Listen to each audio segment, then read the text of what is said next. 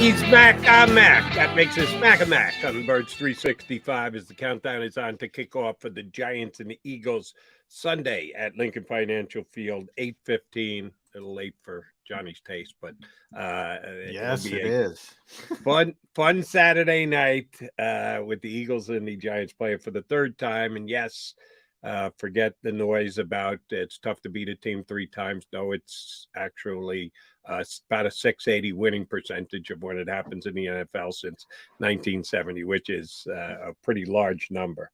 JM, I want to ask you this because I don't know the answer to the question. I don't know the answer to. Maybe you do, maybe you don't. It's a difficult question. Bob Groats made me think about it when talked about Haason Reddick being able to speed past Evan Neal. The Eagles led the National Football League in sacks this year. They put up the most sacks that the Eagle organization has ever put up and came up, 2 sacks from the greatest? 2 sacks short. Extra game, of course. But, right. One extra game. So even if they'd gotten it, it would have had an asterisk next to it. But to say the Eagles had a phenomenal season at getting to the quarterback would be a blatant understatement. Of the 70 sacks the Eagles got, how many do you think included a stunt up front, a game, so to speak, guys crossing over, different names for basically the same idea? Usually you think of it as a pass rush, mano a mano, you beat your guy inside, outside, whatever. But the crossover, the stunt, the game that guys play. Because I remember clearly a couple of Haason Reddick sacks this year, which he actually got inside. Yeah. They ran a stunt and ran a game. People would, part of it is the surprise of it because Haason is a little undersized for an NFL defensive end. So you wouldn't think you'd run him inside. Well, they do. And usually he beats whoever the inside guy is because he's not nearly quick enough to deal with a guy like Haason Reddick. That's just another thing that Jonathan Gannon doesn't get enough credit for. The defensive line games and stunts that he plays and he moves around and he makes work. Nobody gives him near enough credit for it. How many do you think out of 70 were actually games? Not probably 20-ish, I would say, somewhere in that range in the early 20s. It's funny. We talked to Josh Sweat about this after Chicago game, I think, because they were pretty impressive that game with stunts, and it's usually end tackle or tackle end, and he was joking about it. He said we don't like to run them because we prefer to beat people one-on-one, but when it's sort of like a curveball when they break them out, and yeah, Reddick's really good at it.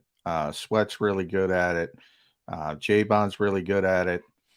But it's funny, they don't like to do it. And I'm talking about the players. Because we talk about swagger. You want the mano-to-mano challenge, yeah, sure. They have immense confidence in their ability to beat people one-on-one.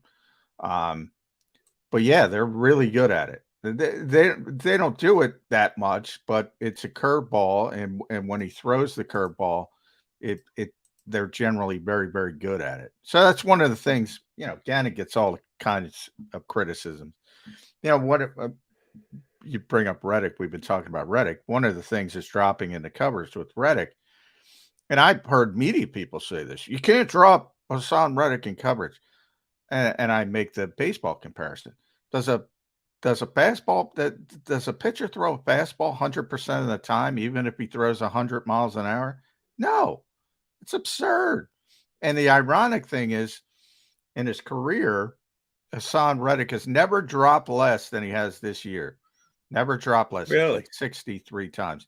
Never dropped. Now, early in his career, he dropped a lot because Arizona was using him as a linebacker, right? Using him in a poor way. But even since he turned into just an edge rusher, it's the lowest amount he's ever dropped in his career. But, people have these narratives but getting back to your original point, yeah, it's a curveball for them, but it's a very effective curveball for them. Right. If you wanted the true number, it would be the percentage of sacks that a team gets how many of those come? Maybe it's an unfair question. I'm sorry I asked it of you, but let's say you're exactly right that it's 20. Well, it's 20 out of 70, which means the percentage is 28%. I'm just doing quick division in my mind, and I'm not sure that's right, but go with it. How many other teams get home 28% of the time of the sacks that they get during a season? I'm going to bet you they're right at the top of the league in that category as well. And that is a feather in, for me, Jonathan Gannon's cap, which I don't think he gets enough credit for. I got to run this one other one by you. I'm in total shock. I put in action already this morning. I thought for sure that Boston Scott's anytime touchdown was going to be decreased. I bet it last time and got 3-1. I was a little surprised I got 3-1 in the last game, Giants and Eagles. I thought for sure it had to come down because he did it again. The Eagles scored how many touchdowns the last game against the Giants, John? Just one, right? One. Who scored it? And Boston Scott. So he's the only guy who scored a touchdown last time. They got 5 stinking field goals. One touchdown was Boston Scott. So I checked today. It's over 3-1. The odds have actually gone up on the Boston Scott touchdown. You've said this a couple times. Don't know if it's just a McMullen opinion or it's an advised McMullen opinion that the Eagles kind of like the whole stick it to the Giants with Boston Scott as the giant killer thing.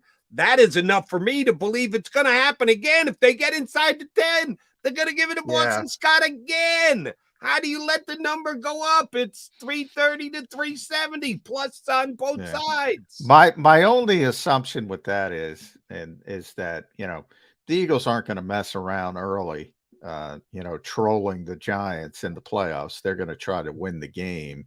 And Boston's not their best option to win the game in the backfield. So from that standpoint, logically, maybe it should go up a little bit. But if it's the game in the second half that I think it's going to be, that's where I think the trolling part comes in. So, if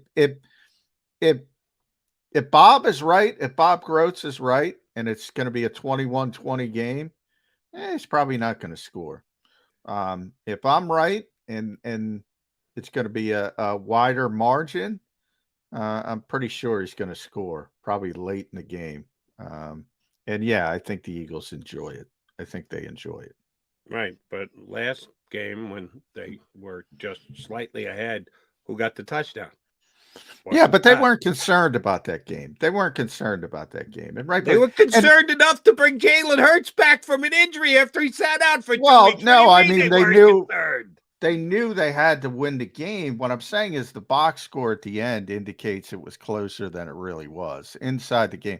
People forget that game was 19-0 and they dropped 3 interceptions. And that was basically into the fourth quarter. And then, you had the lull and whatever. I mean, that's what sort of time does to people. And they look at the box score and they say, oh, that was really close. They dominated that game. They never felt they were never in fear, I shall say, in that game. Not fear is probably a bad word too, because football teams don't like that word, but they were never concerned. How shall I say it? They're going to try to win the game in the playoffs. So if it is close, I don't think you're going to see a lot of Boston Scott. But do you think Miles is, and we've been dealing with these numbers of percentages, and we readily admit we don't know exactly what they are or even what they mean. You just have your own concept of what it is. Do you think that, what would you put Miles's percentage at right now? I think Miles is healthy. Miles ditched the knee brace. I think the extra week helped him. He ditched it for week 18. So he wore it in the New Orleans game, didn't wear it in the Giants game. They had him on a pitch count, same as I don't think he's on a pitch count in this game. I'm not going to say the Eagles aren't going to use Kenny Gainwell because that's their third down back. That's their hurry up back. That's who they believe in. So it's still going to be that sort of committee approach, but before he was on a pitch count, and that is no longer going to be the case. The Boston Scott touchdown came when the Eagles were up 3-0. The game was far from over at that point. They may have had confidence in their ability to win it, but the scoreboard had not gotten to the point where you say, yeah, when they were up 19-0 and they kind of let their foot off their necks, yeah, then you can say it. When it's 3-0 in the first quarter, I don't think you could say, the Eagles already had that one in the book. What I'm saying is they had no doubt they were going to win that football game. They are not going into this game with the same thought process that they were going into that game. They knew the Giants weren't going to play their players, their key players. They knew they had to win the game. They knew they were going to win the game. Just sort of rolling out the balls, so to speak. If so the Eagles are less confident this time than they were 2 weeks ago. No, it's not less confident. They know the Giants are going to play to win the game. They knew the Giants weren't going to play to win the game going into Week 18.